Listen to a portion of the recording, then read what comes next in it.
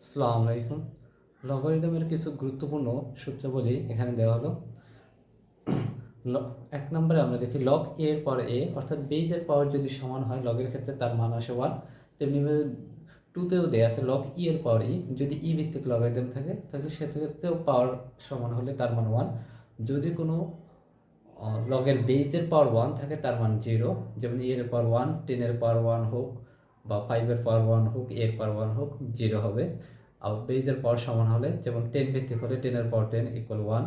Log 10 এর পাওয়ার 100 যদি হয় তার মান 2। লগ বি এর পাওয়ার পি ইন্টু কিউ, যেহেতু পাওয়ার সেম আছে কিন্তু বেস সমান আছে কিন্তু পাওয়ারটা গুণ অবস্থায় আছে, তাহলে যোগ হয়ে যাবে বি এর পাওয়ার পি ইন্টু বি এর পাওয়ার কিউ। তেমনিভাবে যদি ভাগ অবস্থায় থাকে তাহলে পাওয়ারটা ভাগ অবস্থায় থাকলে মাইনাস হয়ে যাবে।